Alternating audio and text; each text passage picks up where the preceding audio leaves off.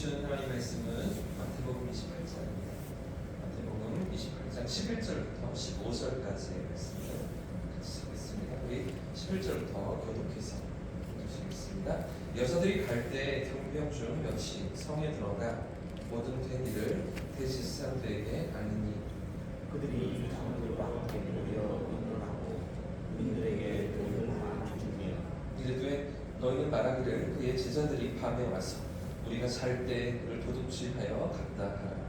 만일 이 말이 종족에게 들리면 우리가 원하여 너희로 의심하지 아니하리라 하니 같이 읽겠습니다. 우리들이 돈을 받고 가르친 대로 하였으니 이 말이 오늘까지 유대인 가운데 두루 퍼진다. 할렐루야. 이 말씀이 우리 삶을 이끄실 줄 믿습니다. 오늘 부분은 예수님의 부활 소식을 듣고서 소식을 막으려 했던 사람들의 이야기가 기록되고 있습니다. 어제 우리가 살펴봤던 것처럼 부활이라는 이 놀라운 소식 앞에서 기뻐하고 즐거워하며 믿음으로 반응하는 사람들이 있었는가 하면 반대로 이를 두려워하고 숨기려는 사람들도 있었는데요. 먼저 무덤을 지키던 경비병들은 부활의 현장을 목격하고서 충격에 빠지죠. 완전히 두려움과 혼란에 사로잡혀서 모든 일들을 대제사장들에게 알려줍니다. 그런데 이 부활이라는 소식 앞에 종교 지도자들이 어떻게 반응하는가? 12절과 13절 말씀을 다시 한번 보십시오. 제가 읽겠습니다. 그들이 장로들과 함께 모여 의논하고 그들에게 돈을 많이 주며 이르되 너희는 말하기를 그의 제자들이 밤에 와서 우리가 잘 때에 그를 도둑질하여 갔다. 이 부활 사건을 인정하지 않으려 하죠. 예수님의 부활을 받아들이지 않고 부정합니다. 그리고 은폐시키려 하고 거짓으로 음모를 꾸미고 있는데, 그래서 그 군인들에게 돈을 많이 주었다고 지금 10절에 말하고 있잖아요.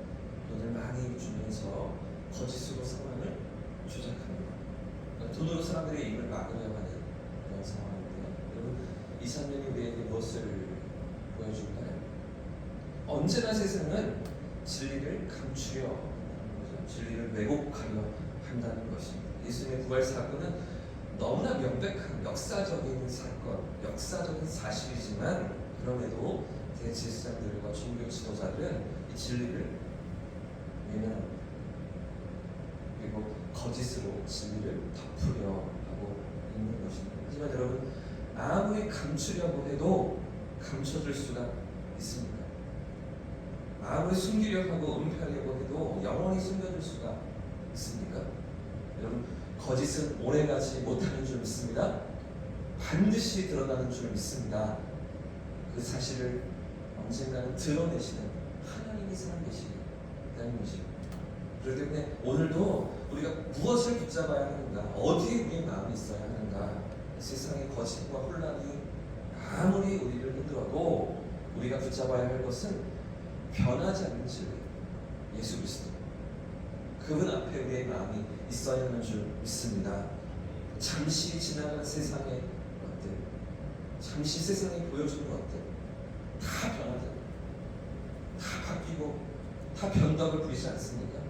그런 것들이 우리의 마음이 있는 것이 아니라 영원한 생명, 영원한 소망을 주시는 하나님 앞에 우리의 마음을 두고 살아가는 거예요. 믿음으로 살아갈 때 어떤 어려움에도 우리에게 평강을 주시고 그 삶의 자리를 감당할 수 있게 하시는 하나님의 은혜 앞에 저와 여러분의 삶이 있기를 주님의 이름으로 축복합니다. 여러분, 무덤을 지키던 경비병들이 찾아간 종교 지도자들은 계속해서 거짓을 만들어냅니다.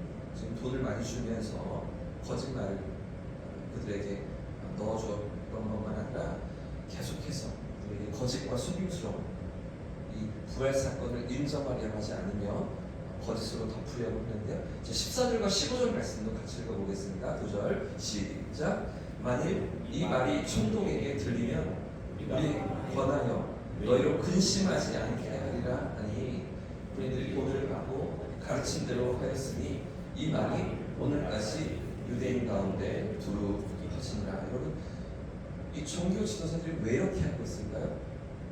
무엇 때문에 많은 돈을 들여가면서까지 군인들을 매수하고 거짓을 퍼뜨렸던 것입니까? 이유가 무엇일까요? 이 부활의 진리가 드러난 것이 두려웠기 때문입니다. 예수님의 부활이 사실로 드러나면 자기들의 잘못과 죄악이 고스란히 발각되기 때문이죠. 어떤 죄, 어떤 잘못입니까?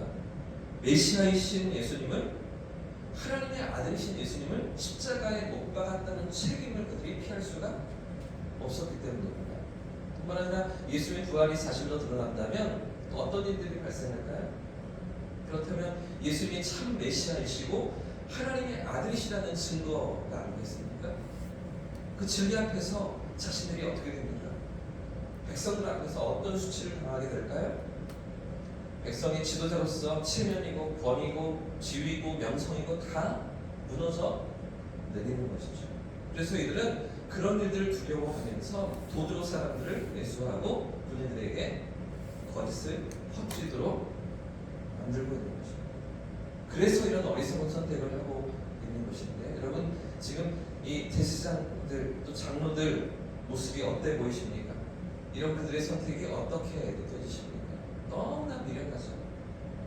너무나 어리석죠. 여러분 그 순간에 그들은 적어도 두 가지 선택지가 있었습니다. 부활의 진리 앞에서 그 진리를 인정하고 받아들일 수 있었습니다. 그런가 하면 본문의 상황처럼 이 진리를 은폐하고 조작하며 숨길 수도 있는 것이죠. 이 두 가지 선택지 앞에 그들이 서 있었습니다. 물론 지금까지 수많은 실수와 잘못된 선택이 있어 왔습니다. 3년 반 동안에 예수님의 공생했던 끊임없이 예수님을 대적하고 그분을 거역하고 결국은 그분을 십자가에 못 박아 죽이는 엄청난 죄를 저지르는 그 자리에 그들이 서 있었습니다. 하지만 그럼에도 불구하고 그렇다고 끝까지 잘못된 길로 가야 합니다. 계속해서 그 길을 고수해도 되는 것입니까? 그래도 지금 이 순간 그들 앞에 기회가 있는 거잖아요. 이 부활의 진리 앞에서 회개하고 돌이킬 수 있는 그런 기회가 지금 찾아와 있는 건 아니겠습니까? 그런데도 왜 그들은 어리석은 선택을 하고 있는 것입니까? 왜 자신들의 체면과 권력을 지키기 위한 이런 길로 나아가고 있는 것입니까? 진리를 외면하고 더 많은 거짓과 속임수를 만드는 그 잘못된 길로 왜 나아가고 있는 것입니까? 여러분 오늘 본문이 우리에게 무엇을 말하고 있을까요? 오늘 이 어리석은 종교 지도자들의 모습이 우리에게 어떤 질문을 던지고 있을까요? 오늘 우리는 진리 앞에서 어떤 선택을 하고 있는가 하는 거죠. 하나님의 말씀과 그분의 역사 앞에서 우리는 어떻게 반응하고 있는가 묻고 있는 것입니다. 여러분 진리 앞으로 겸손히 나아가야 하는 줄 믿습니다. 우리의 죄와 연약함이 드러나지만 그곳에 두려워하는 것이 아니라 하나님 앞에 있어야 하는 걸 우리가 인정하고 우리가 고백하면서 그분의 은혜 앞에 회개하며 진리를 받아들이는 자리로 나아가야 하는 줄 믿습니다. 그 자리에 용서와 회복이 있기 때문이죠. 여러분 아무리 많은 죄를 저질러도 하나님께서 용서하지 못할 사람이 없습니다. 어떤 인생도 이만한 그 엄청난 죄를 저지른 종교 지도자들도 만나주시기 때문이죠. 여러분 십자가 앞에서 예수를 못 받았던 로마의 그 장교를 생각해 보십시오. 그는 진실로 하나님의 아들이었도다 고백했던 로마 그 장교, 그 군인도 주님 박아주시죠. 예수를 못 박아 죽이는데 그 앞장섰던 로마의 장교도 회심하고 하나님 앞에 엎드릴 때 그런 인생도 용납하시며 용서하시고 회복의 은혜를 주시는 우리 주님 아니십니까? 여러분 만약 그 기회를 거부하고 끝까지 내 체면을 붙든다면 내 고집을 붙든다면 결국 우리는 더 큰 심판과 더 큰 어두움으로 나아갈 수밖에 없습니다. 이것이 우리의 삶을 기억하면서 하나님의 은혜 앞에 우리를 기다리시는 그 은혜의 자리로 나아가는 저와 성도님들 되시길 축복합니다. 여러분 오늘도 부활이요 생명이신 예수님의 진리 앞에 나아가서 그 은혜와 소망을 붙들고 믿음으로 살아가면서 여러분 세상은 여전히 진리를 거부합니다.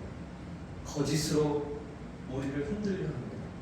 그러나 오늘도 부활의 진리를 붙들고 예수님을 향한 믿음과 소망으로 오늘의 삶을 살아가는 저와 성도님 되시기를 예수님의 이름으로 축복합니다. 함께 찬송하고 기도하겠습니다.